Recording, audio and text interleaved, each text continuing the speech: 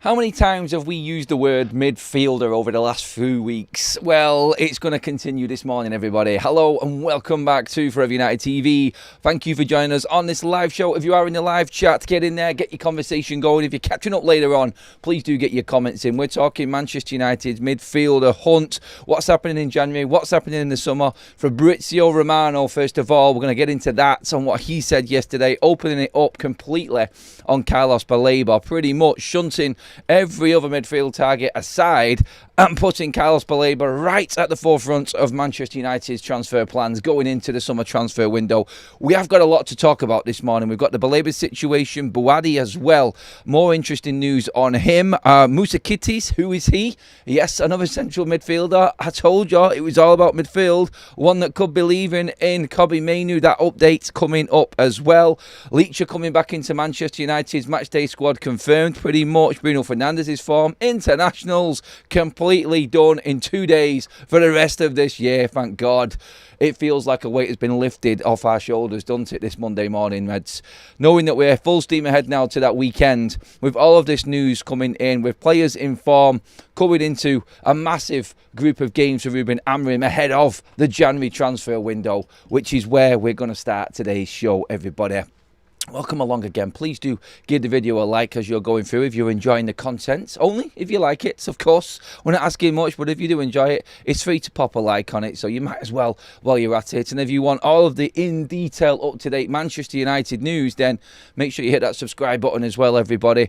Let's get into it. First of all, Fabrizio Romano, again, has hit us with another bomb. Do you know what? I've got the clip here. I'm going to play it for you all straight out, just so you know exactly where we're up to with what he said on Carlos Baleba. So let's get into that first of all. But I keep telling you, don't forget, it was August. Here on the channel, I told you, Man United want Carlos Baleba. Baleba wants to go to Man United.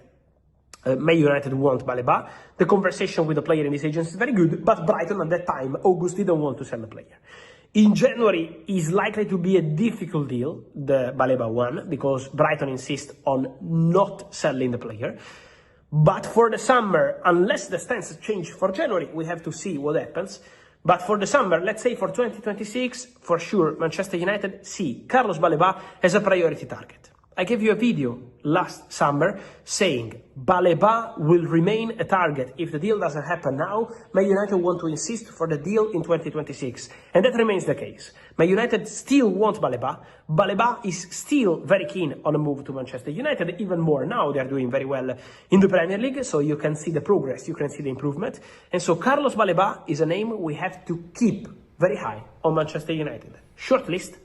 First of all, I've just got to say I love the way that Romano says Baleba. Baleba, it takes me back to them summer months of the transfer window when it was all happening for Manchester United and there could have been a potential blockbuster deal to take him in the summer. Look, that's what Romano is reverting back to there. He's going back to what he said in August. That's when this all really started to really heat up a little bit. So heat up a lot with Carlos Baleba, didn't it? And Romano, to be fair to him, has always been of the this is what Manchester United are going for. This is who they want. Baleba wants Manchester United still. It's getting stronger and stronger with every single week that passes. Baleba watching Manchester United, as you heard there this season, now even more interested in the turnaround in form under Ruben Amorim. He wants to be part of it. He wants nothing else but Manchester United. Is that what we have to really look at here and say is the big thing out of all of these midfield targets? The fact that he definitely 100% wants nothing and nobody else but the rest of his career at Manchester United. That, I think, is a big thing for Man United when it comes to the recruitment, as we know. Romano also saying there and confirming like nothing has changed. Pretty much off the back of what we discussed last week. If you remember the video I did from David Ornstein, when asked about who Manchester United should be buying, he went into the situation of Carlos Baleba and talked about it not changing. It's still being exactly the same as it was in the summer. There's no change in stance at all. Romano pretty much doubling down on this in his video last night, saying that Baleba has always wanted United. United have always wanted him. The groundwork has been done. Ben Jacobs said that in the week as well, pretty much, saying that Manchester United have a clear pathway to Carlos Baleba. If he plays out the rest of this year, then he will be heading to Manchester United, because that's the agreement with Brighton pretty much. 1 more year, sell him in the summer. Romano also there saying in that video clip it would be difficult to get a deal done in January, but let's see if the stance of Brighton changes. Now, I can't see it personally, and I've always said this, and this has always been my opinion on this. I don't think Brighton have got their replacements in place yet, and their model and their transfer model and how they move players on, bring players in, move them on, is that they've always got a replacement lined up for their big sale. So a big player goes, like, for instance, obviously Caicedo goes, you'll lose João Pedro, he'll go, Cucurella goes, McAllister goes, all of these players end up leaving, but they've always got the replacements lined up and ready to go. So again, I think they're not completely ready, otherwise they probably would have sold him. But they've got this price tag on him, and again, they want to stick to that and get the maximum out. They have, like I said, their model, and they don't like to move away from it.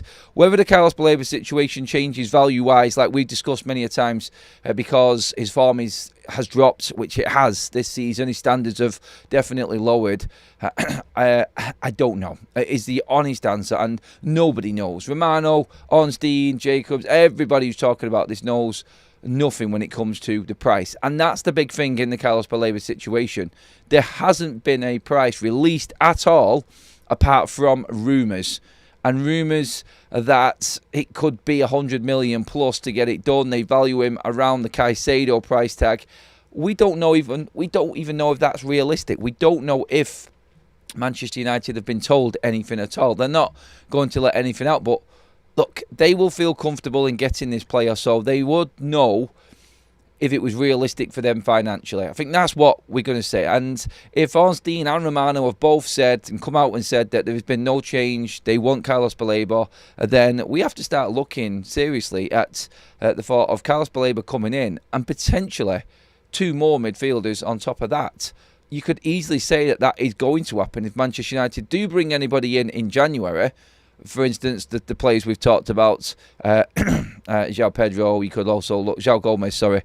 You could also look at the Conor Gallagher situation we've talked in detail about this week.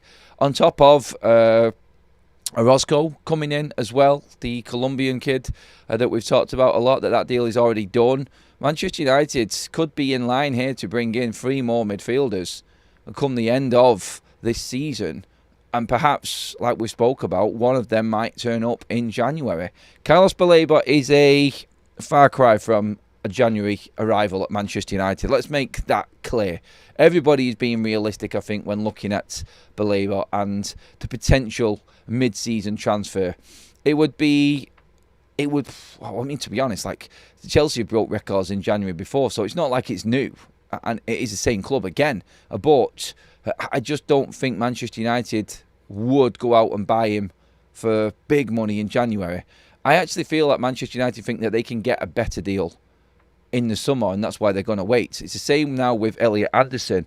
And by the way, in all of this, don't think because Romano has come out and said that Manchester United are going for Baleba and want Baleba, that doesn't mean that United are not interested in Elliot Anderson. Elliot Anderson's contract is a very, very complicated one, which could open up a massive opportunity for Manchester United. If Ruben Amorim wants Elliot Anderson, United are in the perfect position, which is why I think they're going to wait on Baleba in terms of negotiating and getting him in. I think United want him and Elliot Anderson. I think they want 2 midfielders, definitely, from that bunch of 3 that we're constantly talking about. That's what Manchester United's thinking is.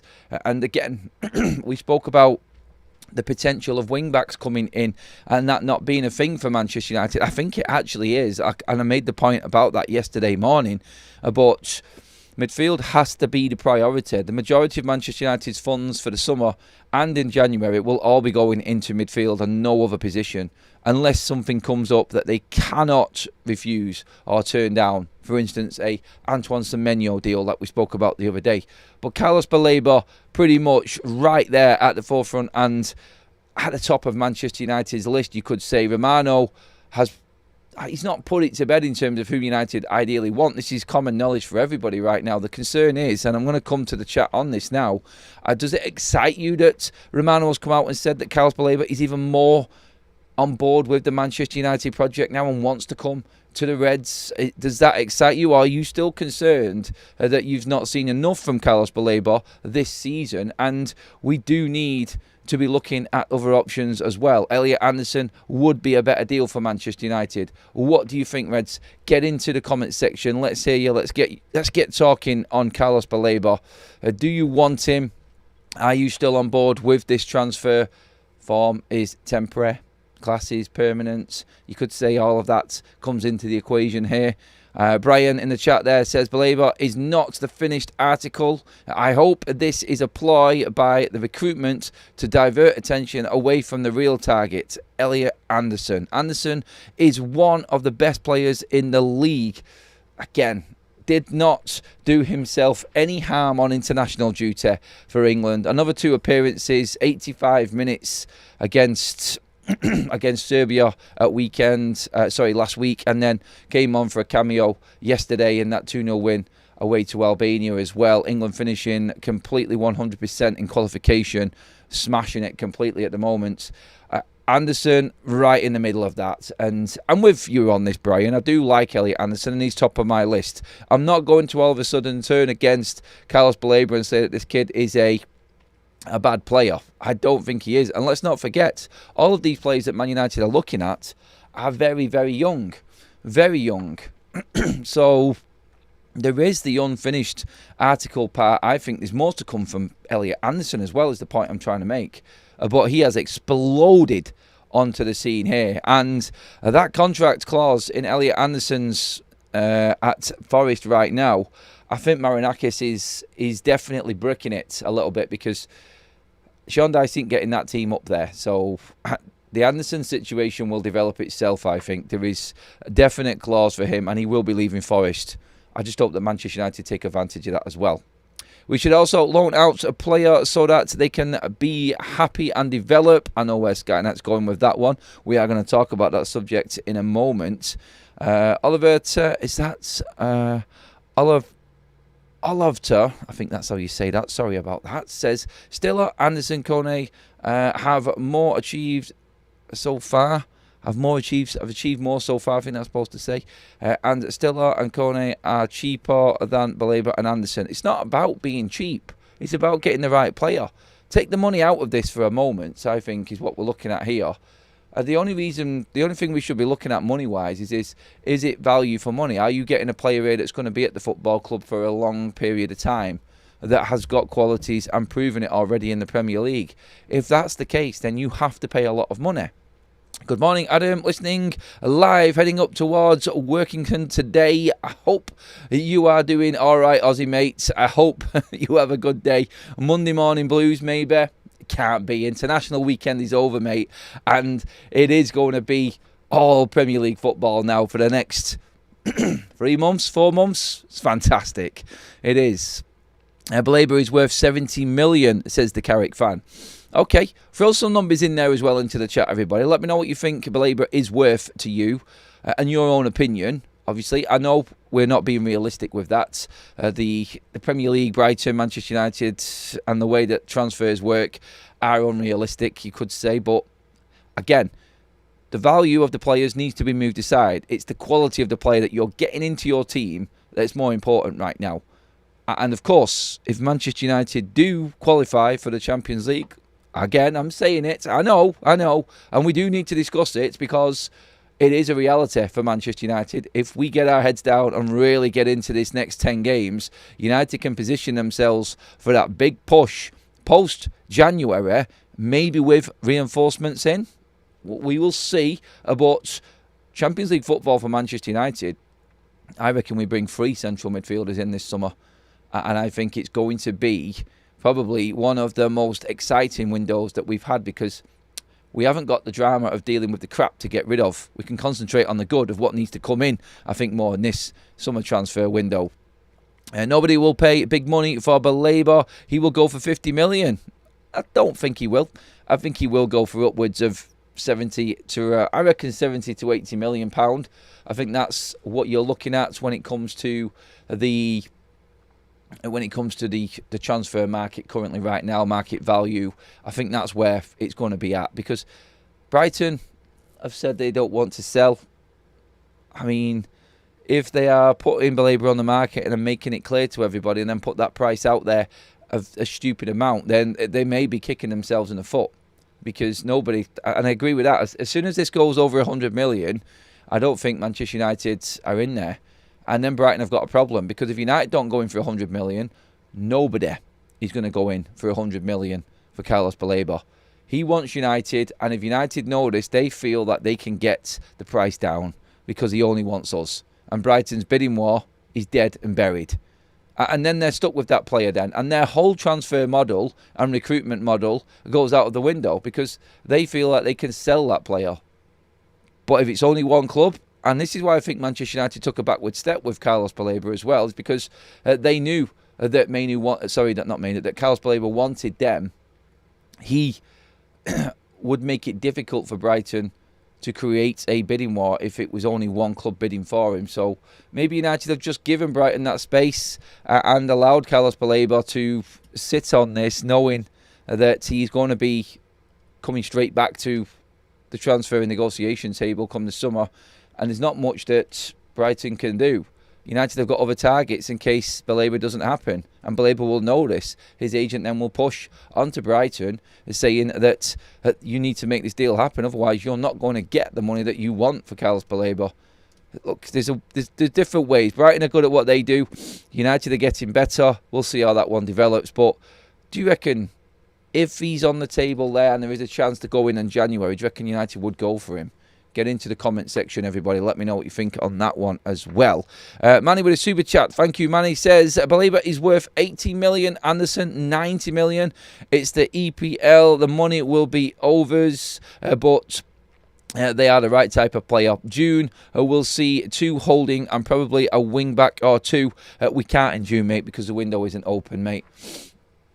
No extended transfer window this summer because of the World Cup. So transfer window opens on, I think it's July the 1st this time. So no extra window. Of course, negotiations will continue behind the scenes and deals can be done and drawn out. But officially, nothing can happen until July 1st for players. And that, I think, is probably going to calm things down a little bit compared to what we had last summer. But still, I think there will be a scramble in June, Manny, because teams want to get deals done and in the pipeline and pre-contract agreement things in place before players leave for the World Cup. So you've got a good point there on that as well. There will be a bit of a mad scramble. Anderson could play at wing-back. I don't know, Atikio. He's a midfielder, mate, which in effect is the old right half-back. Keane played on the right and Scholes on the left. He's got the nous and energy to cover Afcon at wing back, replace Bruno in the future. I don't think we're getting Anderson in January. I don't. And just to clarify again, and just to cover everything that we've spoken about this week on Elliot Anderson, he has clauses in his contract. See Manny there talking about him being worth 90 million. That's not going to be the case. He's going to end up leaving, going off the way that the league's panning out at the moment with the clauses he's got in his contract, for around 60 to 70 million. So there is a big opportunity to get Elliot Anderson a lot cheaper. That doesn't mean that you should go out and spend more on Carlos Baleba, of course, but if you are trying to balance your books, there's always that opportunity there, knowing that one of these players is going to be a bit cheaper because of the clauses. There is zero of that at all whatsoever in the Carlos Baleba contract, as we know of so far. No clauses at all. It's Brighton's price and Brighton's price only. They obviously know what they're doing, like we said. So, yes. Manchester United, again, though, this isn't just the Carlos Baleba show. Manchester United are in for Bouaddi. And the talk of the Lille 18-year-old holding midfielder is starting to really hot up. He is now seen as one of the main targets for Manchester United, going off a few different outlets and sources talking about this now. Bouaddi is definitely up there, right at the top of Manchester United's wish list, alongside all of the Premier League players. Now, he's going to be cheaper if United go for him. less experience. And let's just say, for instance, if you brought Bouaddi in now, I don't think he's going to start ahead of Casemiro. I think both Baleba and Anderson would start ahead of Casemiro when you brought them players in. So Bouaddi, again, it's a younger player for Manchester United. There is also news this morning, you'll see some of it floating around on social media. Manchester United are joining the likes of Brighton again, Arsenal and AC Milan in the hunt for Christoph Mousakidis. He's a Greek holding midfielder playing at Olympiacos right now. 18 years old. That story is going around at the moment, but I'm only bringing this up because of the Baleba situation.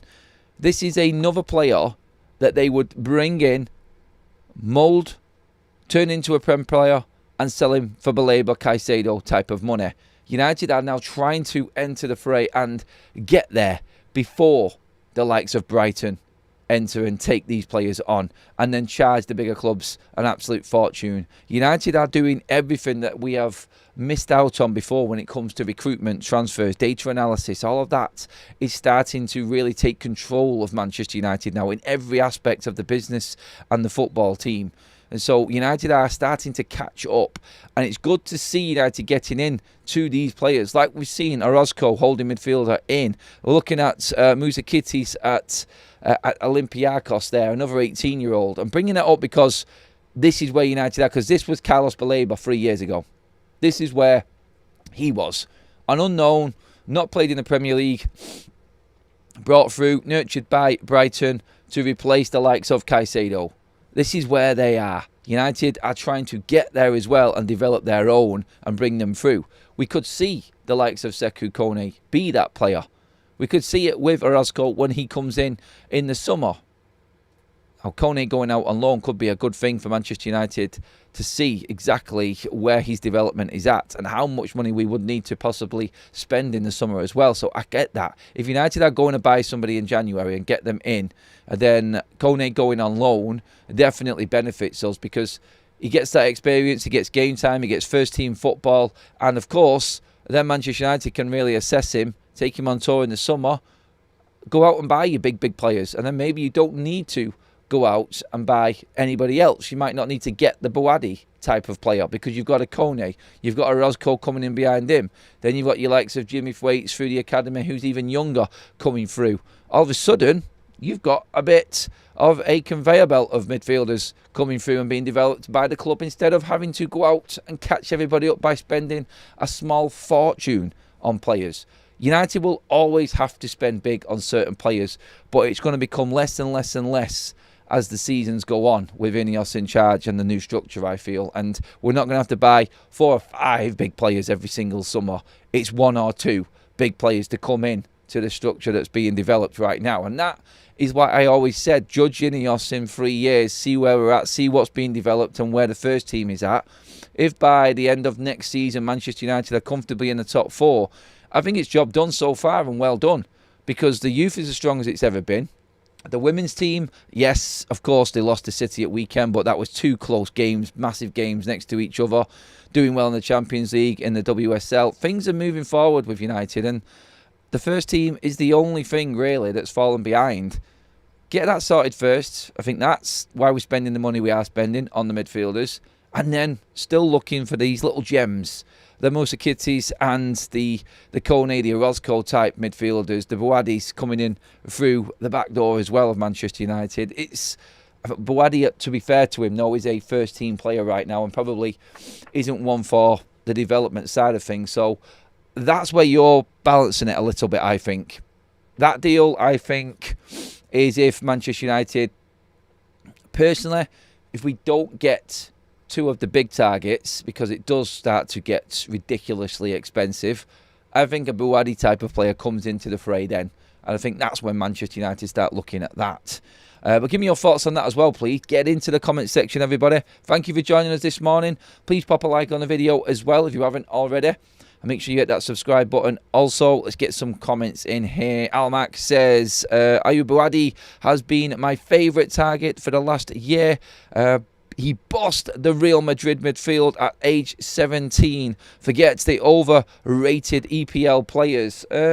We can't forget them because that method of transfer structure has worked for us so far in the likes of Cunha and Mbeumo in turning us around, we can't just say that is a stupid way of looking at things. We shouldn't be looking at that. I just think we've got to look at it realistically. Maybe a bit of both is what we should be doing, I think, ideally. Tom, 23 months, a member. Big up, Adam. FUTV is almost 2 years old, Tom. Legend, mate. Yes, it is. In December, it is 2 years old. We are going great guns, and I'm loving this community. It's absolutely keeping everything going. Honestly, through these international breaks, you guys are the ones that keep me going. Trust me. It's painful having to deal with all of that and no Premier League football. And finally, we're here. It's nearly over, and we can get into the proper Premier League. Because it's going to all kick off, I think, this next 10 games for so many teams. It's really positioning yourself ready for the second part of the season time now. Coming up by December to hit that halfway mark through the season. We know the games we've got, and we know how winnable these games are. So this is going to be really interesting. We really are on the ball regarding recruitment homework now.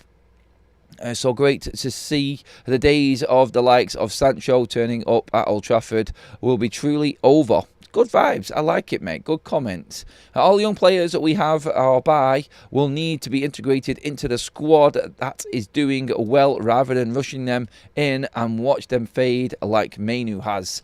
A great way to take us into the next section there, Stephen, because Romano was also talking about Kobbie Mainoo and him wanting that straight loan. Now, straight loan, just to be clear on that, is a loan with no option or obligation, and he will be coming straight back, pretty much like Andre Onana at Trabzonspor. No buyout, no nothing. He comes straight back, straight certain period of time. I don't get why Kobbie would want to do this and come back to Manchester United. It's my only concern in his thinking here. Yes, I get the fact that he wants game time. If he's looking at this in the short term and wants to come back to Manchester United after the season finishes and the World Cup finishes, then I don't see it. I mean, Kobbie Mainoo's chances of getting into this England squad, I mean, seriously, you're not going to get into the midfield too. That's not going to happen because, well, let's be honest, you're not going to get in ahead of Adam Wharton and Elliot Anderson and Declan Rice. Then you look at the number 10 for England. You've got Cole Palmer there. You've got Morgan Rogers there. You've got obviously Bellingham there as well. There's the three, and then you've got Phil Foden there who can't get in the side either. So them four are ahead at the 10 where Kobbie likes to play. The midfield three, there's no place for Kobbie. I hate to say it. I don't think alone is going to help him. He's not going to get into Thomas Tuchel's thinking for the World Cup by going to Napoli. He needs to stay at Manchester United. He needs to fight, graft, and take the opportunity when it comes his way and understand where he is in this team. And unfortunately for him, yeah, unfairly maybe because of Bruno Fernandes and the way that Ruben is, it's not fallen well for him. But he has to accept what's happened at Manchester United now, Kobbie, and grind it out. Now, people will come back at me in the chat, I'm sure, and just say, well, Adam, you said all of this before, and what chance does Kobbie Mainoo have if Bruno Fernandes is there and another midfielder is bought in this January? He's not going to play for United, so let him play and gather them minutes and game time somewhere else. I get that, I do. I just hope that Kobbie Mainoo isn't thinking that playing the next 6 months for another club is going to get him in the England side, and then he comes back and wants to fight for his place at United, because if he goes now, then that's just going to convince Ruben Amorim that he isn't a part of his future even more, and we lose Kobbie Mainoo completely altogether. Look, I want him in that Manchester United squad.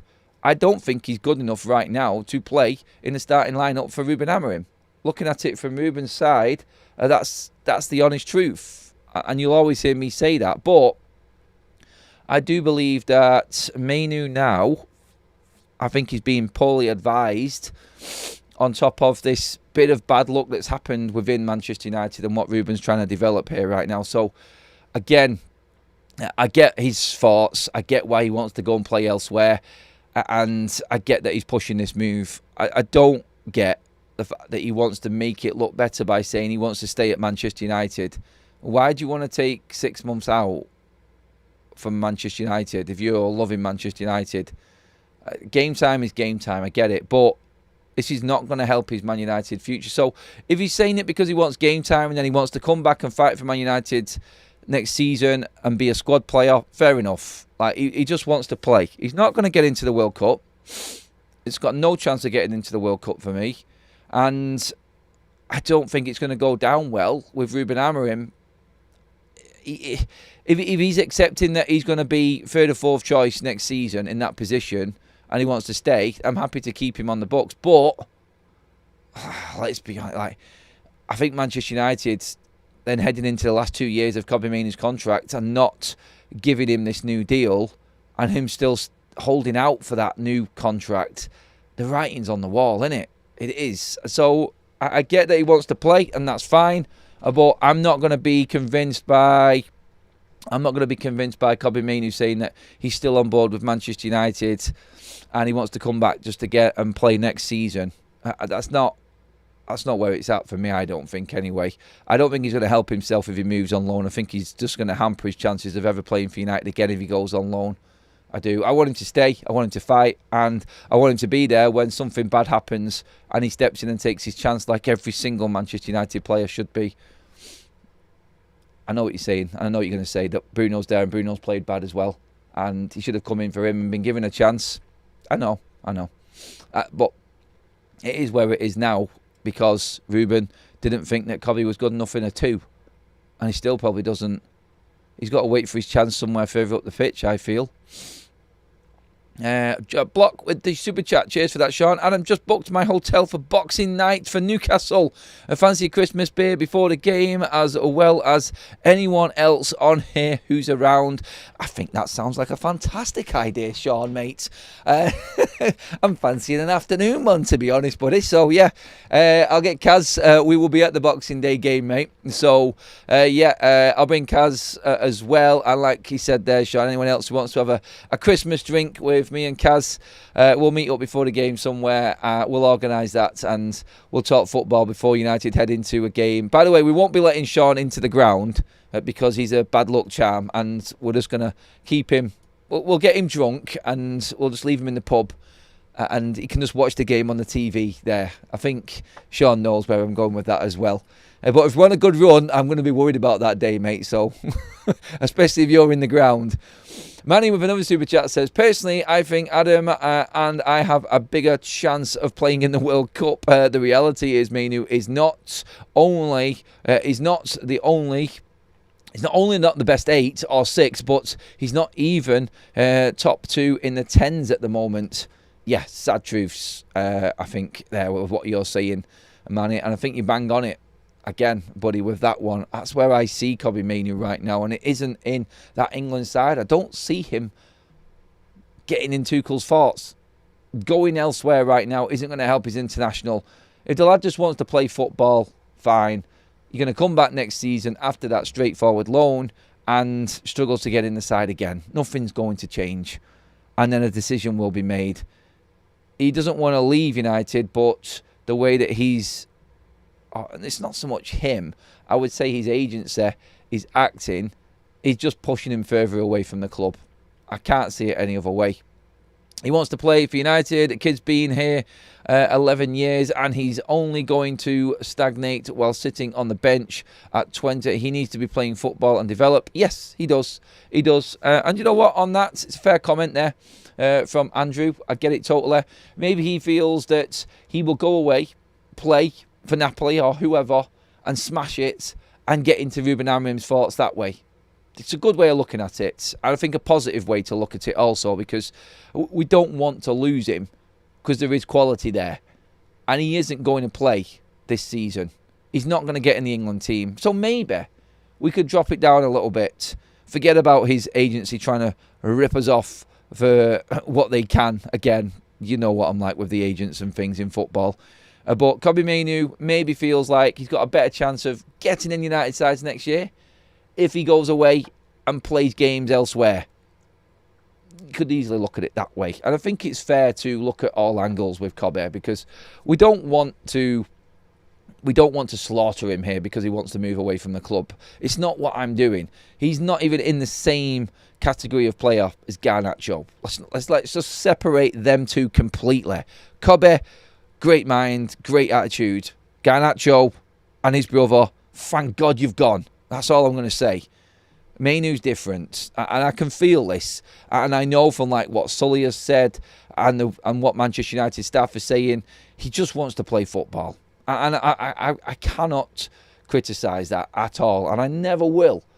I just want him to understand that with that agency, he's not going to get a 200 grand a week contract at Manchester United. It's just not going to happen.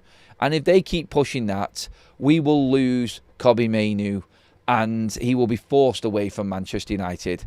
Not one player is on 200 grand a week that Ineos have signed. Not one. There's some that are touching it just about, but how his agency feel like he warrants more than everybody else, it blows my mind. They're getting rid of Casemiro. They cannot change what contracts were put before them. Ineos, this is. They can only deal with it when them contracts end or move players on. They're dealing with Rashford. They deal with Jadon Sancho. They dealt with Antony, Rasmus, Andre Onana, all brought into the club before Ineos were there. They've dealt with them, bang. The reality is these agencies need to look at the situation and say, well, look, Casemiro's on this amount of money. He's an international Mainoo now. He should be on this. No, Ineos are trying to get Casemiro's wages down and then bring everybody onto the same level playing field, which is what a football structure does. And I think that is the right approach. Mainoo's agencies, and that's CAA, I think it is, will end his career at Manchester United. Not Kobbie, not Man United. His agent will destroy it because they're putting numbers in his head that aren't realistic to where Manchester United are operating at the moment. And I just think there's a gap between what Mainoo's thinking football-wise and his agents are thinking superstardom-wise. He's 20 years old, for God's sake. He should be on minimum wages like Lenny Yoro and Ahmad, around the 120 max sort of bracket. Why does he think he should be on more than them two? He doesn't. His agent does. And that's the problem. And it always will be. Anyway, I want to move on. We touched on Moussa Kittis there, another 18-year-old, Bouaddi and Kobbie Mainoo. That's the sort of transfer stuff dealt with now. There's going to be more and a lot more coming through today, and I think the rest of the coming weeks, to be honest. And I do think we are looking at a potential outgoing, a couple of outgoings, and maybe one incoming in January. We'll keep a foot of all of the news regarding the outgoings and potential loan deals, because I think that's what's going to happen when it comes to incomings. And we are keeping an eye on everything that's going on around Manchester United right now as well. And there was an update on the form of Radek Vitek as well at Bristol. Manchester United are delighted with Radek Vitek's loan so far and feel he's ahead of his developments. Internal talks about him competing with Lamens next season are ongoing. Vitek wants to stay at the club and prove himself. Oh, that's great news, that. That is such good news for Manchester United, because Vitek in as a number 2 to Lamens, we're done. We've got no more goalkeeper drama for at least 10 years. That's how good a news that is. And that's fantastic. And you know what? Just hearing the report there, and it is only a report, so we can't say that this is definite, but with Vitek, we know, who's come through Man United's academy, he's been at the club for years now, and developed, and he's got his chance at Bristol. He's absolutely smashing it. Oh, by the way, Eli Harrison, I think he's on loan at Shrewsbury right now, has been called up to England's under-21s as well. So credit to him. Let's not forget the other academy players. United have got absolute quality in depth all of a sudden in the goalkeeping department. How did this happen in the space of 3 months? Well, Manchester United's academy again has come up trumps, and Vitek wants to stay at Manchester United. That's why he signed that contract to keep him at the club until 2028. before he moved to Bristol City. But the talk is that he is looking to come into Manchester United next season and compete for that number 1 spot or be the number 2 to Senna Lamons. That's depth. That's quality. And that's goalkeeping circus completely gone. Down the road. See you later. We heard about what Romano said on Andre Onana. There are 0 plans for Andre Onana to come back. He will be sold and gone in the summer. 1 year left on his contract at Manchester United, and there is 0 chance of him ever playing for the club again. The relationship between him and Ruben is finished. So Vitek in, Onana out, Bayende out of Manchester United. That's a great summer, and it's going to cost Manchester United 0. So go and invest that money where we really need it, in the midfield. And that, I think, is music to every single Manchester United fan's ears right now. How good does that sound, honestly? Actually, I want to get some comments on that before I forget. The goalkeeping situation, how good does it feel to be talking up Manchester United academy goalkeepers on top of a young keeper we've just brought in who has now established himself as a number 1? I can already see people in here talking about Vitek, applauding him, heart emojis, fire emojis. Isn't Vitek too good to be on the bench, to be a bench player, says Al. Look, he wants to fight for his place at Man United. We've got 2 good goalkeepers. Look at the rest of the league. Look at the clubs and the big clubs that have got 2 goalkeepers. Is James Trafford too good to be a number 2? Is Ariza Balaga too good? Kepa too good to be a number 2? Look, every single big club has 2 good goalkeepers. And I think we've got these 2 at the right age. And I tell you what, the only thing it's going to give United is a bit of a headache, because alongside this good news about Vitek also, and it goes along with what Al says in the comment section there, is that there is interest from elsewhere, and somebody is going to have to pay a lot of money to take Vitek away from Manchester United. I don't want that to happen, but how good a situation is that, and how different is it? We're actually talking about clubs wanting Man United players, and they're going to have to really convince us to take them players.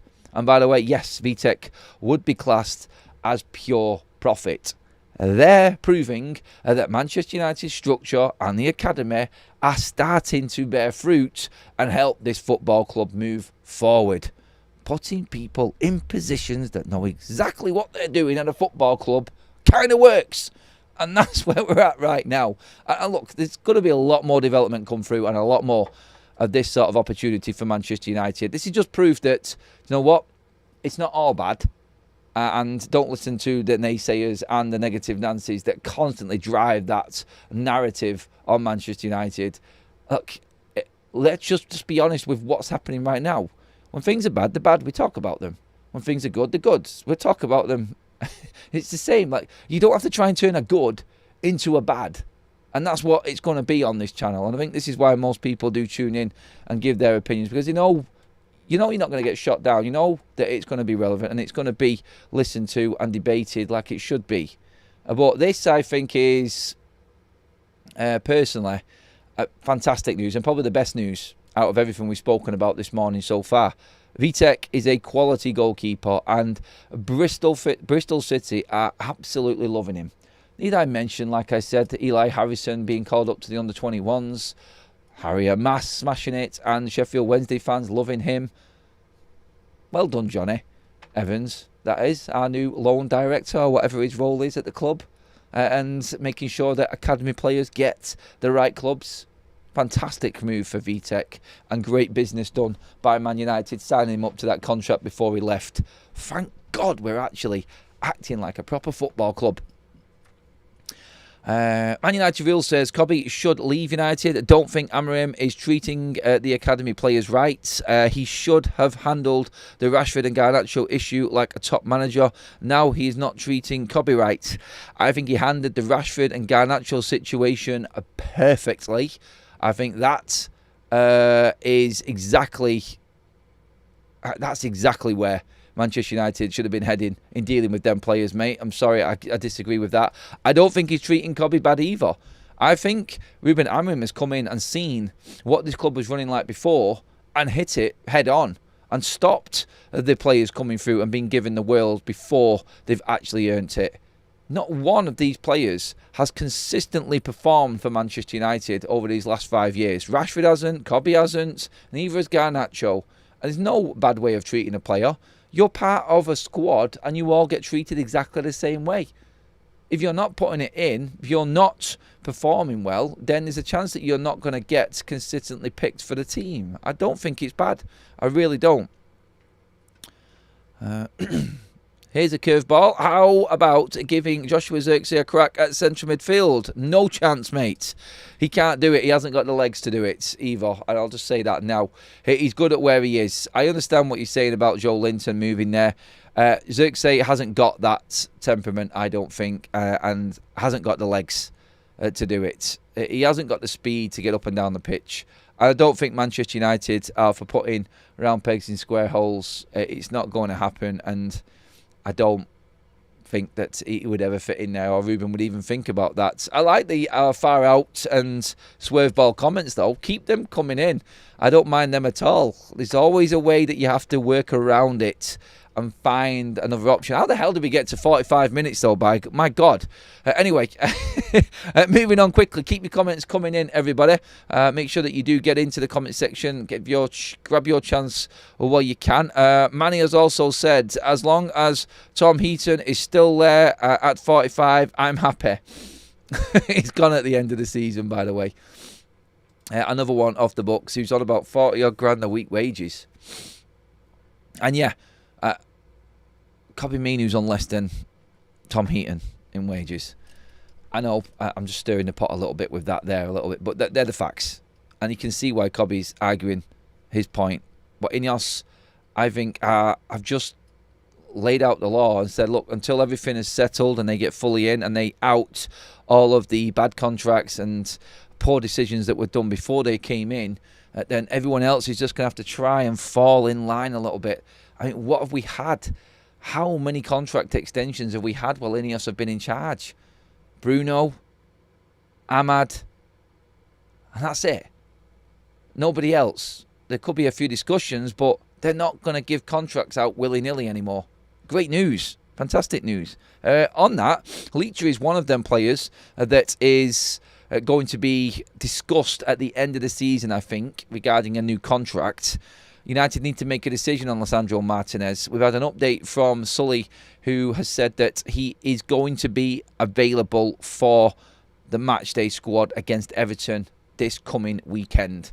The training with Argentina has gone well. He will be back this week alongside all of the other returning international players, and he will be in that matchday squad, or available to be picked in that matchday squad. He is now fit and fully fit and ready to go. So that, again, is massive news for Manchester United. And I'm going to be honest, I'm really excited to have another option there as well.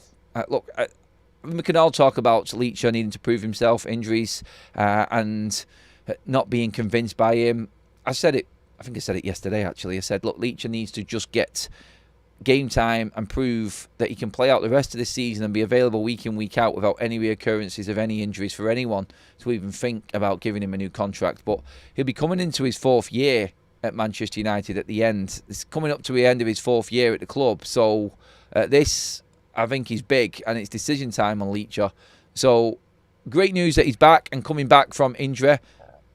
Look, the more the merrier and better options for Manchester United. And I think Ruben has definitely got him at the front of his thoughts in terms of that option for left centre-back and a player stepping forward. I think it's between him and Luke Shaw. I don't see him replacing Maguire, for instance. I think he wants Maguire in. Lenny Yoro is fighting for his place at the moment because I think De Ligt is so solid. When you look at it, it's healthy competition at the moment for Man United. Let's not forget, Mazraoui is out with AFCON, so there's one centre-back gone. We've seen an update from Harry Maguire. His injury recovery is well and truly underway, so it doesn't look like he's that bad. Leacher coming back. Obviously, you've got Luke Shaw there as well, who's been fully rested and not playing over the last couple of weeks. I said Lenny Yoro as well, and De Ligt, who hasn't played at all minutes-wise for Holland, because Koeman's an absolute numpty, but we love it because that means that, obviously, Matthias De Ligt is fresh. So it's healthy. It's healthy competition, and having Leach back won't do Man United any harm at all. We can debate the contract towards the back end of the season, I think, and see where we're at then, because there's no point right now. We're just hoping that he stays injury-free and performs for United, and we can't say anything other than that until that happens. So let's see how he performs going into the next few weeks, and let's see how Ruben sees it and how he picks him. It's going to be interesting to see who drops out for him as well, though. It is. Cheers for all the likes, by the way, everybody. Almost at 300 this morning, which is very good. International break almost done. I know the topics are getting a little bit dull with it all being international football, but it's nearly over. Couple of games gone now for most international teams. Portugal finished yesterday and England finished yesterday, so even sooner than previous internationals, they're over. Well done Bruno Fernandes, by the way, hat-trick against Luxembourg for Portugal. So Bruno's coming back in good fettle and good form. Casemiro, a starring performance for Brazil against Senegal the other day as well. So our midfielders coming back in good form is good to see, everybody, as well. So yeah, another positive on top of all of the other positives that we're looking at the moment. Injuries are looking good. The only thing I want clarity on now is a definite timescale for Benjamin Sesko. Now, don't forget, this week we are going to get back with Ruben Amorim. The press conference is going to be back here on Forever United TV this week. So we'll start to get questions I think the media have been dying to ask that haven't had the chance to this week. And hopefully we get a detailed update on Benjamin Sesko's progress.